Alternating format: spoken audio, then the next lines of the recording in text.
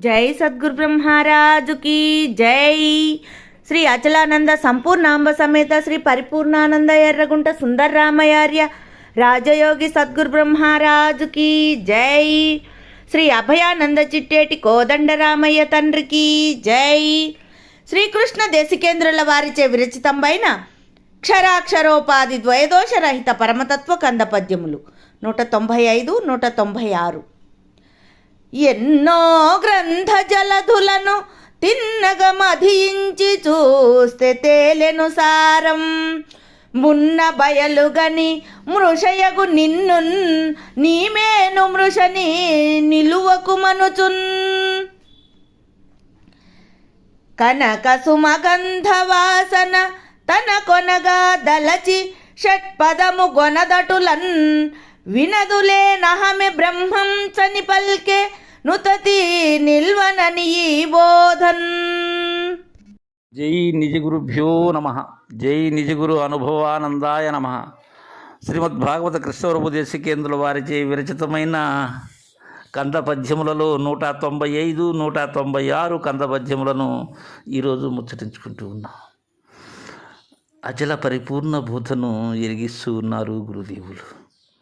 నాయన శిష్య, ఇది ఎలా తేలుతుందంటే ఈ పరిపూర్ణ బోధ యొక్క పద్ధతి ఎన్నో గ్రంథ జలదులను తిన్నగా మధించి చూస్తే తేలెను సారం, బున్న బయలు గని మృషయగు నిన్నున్ నీ మేను మృషని నిలువకు మనుచున్. ఇలా తేలింది నాయన సారం. ఎలా తేలిందది? ఎన్నో గ్రంథ జలధులను, సాగరమును పోలినటువంటి ఎన్నో గ్రంథములు, ప్రామాణిక గ్రంథములు శిష్య, వ్యర్థ గ్రంథములు కాదు నాయన. పెద్దలు మనకు అందించినటువంటి బృహద్వాసిష్ట సిద్ధాంత గ్రంథములు ఏవైతే ఉన్నవో వాటన్నిటినీ మదిస్తే, వాటన్నిటినీ సంపూర్ణముగా గురుముఖముగా గ్రహిస్తే చిన్నగా, అది కూడా ఎలా అంటే అలా కాదు, నీకు నచ్చిన విధముగా కాదు శిష్య, పెద్దలు చెప్పినటువంటి విధానముగా మదించినట్లయితే, నాడు ఏ విధముగా క్షీరసాగరాన్ని మదించినప్పుడు ఏ విధముగా అమృతము జనించిందో తద్విధానంగానే మదించి చూస్తే, చూడకపోతే కాదు శిష్య, చూస్తే తేలెను సారం. ఏమని? ఉన్న బయలుగని మృషయగు నిన్నున్ నీమేను మృషని నిలువకు మనుచున్. ఏమని తేలింది? పరిపూర్ణాన్ని ఉండ చూడవలే అని తేలింది. సరే, పరిపూర్ణాన్ని దర్శిస్తే మృష అవుతుంది. ఎవరు? లేని ఎరుక. నీవు మృషయ్యావు. ఎందుకని? పరిపూర్ణములో నీ ముచ్చట లేదు, నీ జాడ లేదు. అక్కడ మూలములేని గుర్తిరిగే శరీరం అక్కడ కళలో దోచిన రూపం ఎలాంటిదో అలాంటిది అయినది శిష్య. అయినప్పుడు ఏమైనది? నీవేను మృషని నిలువకు మనుచున్. నీవేను మృష, ఇక నిలిచేదానికి అక్కడ అవకాశం లేదు.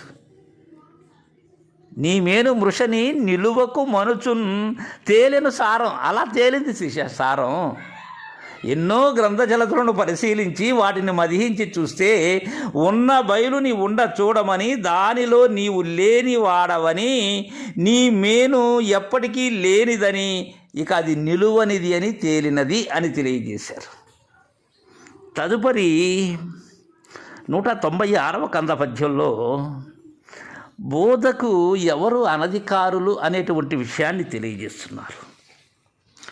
ఎట్టంటే, కనక సుమగంధ వాసన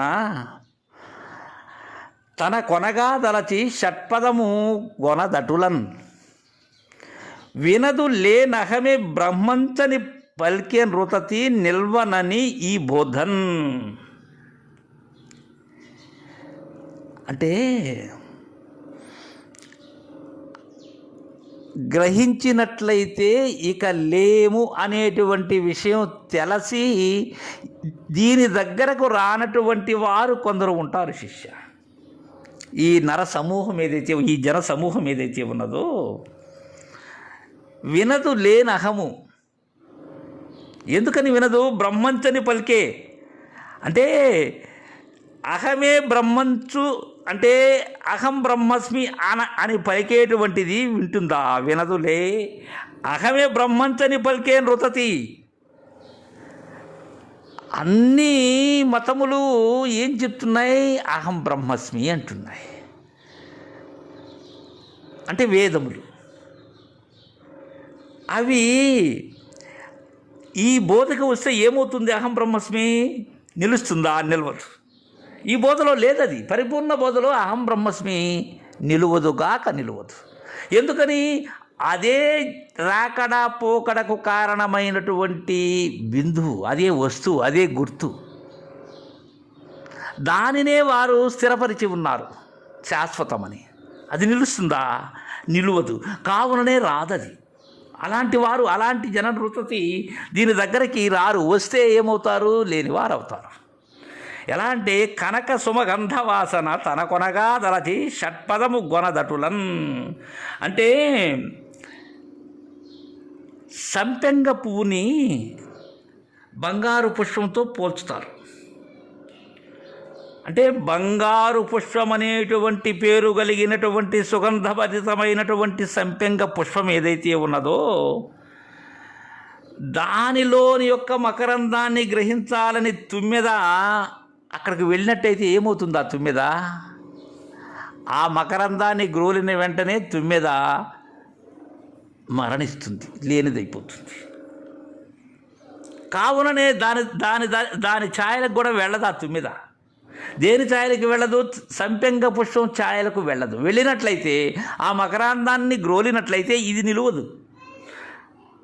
తన కొనగా దలచి షట్పదము గొనదటులన్ తద్విధానముగానే.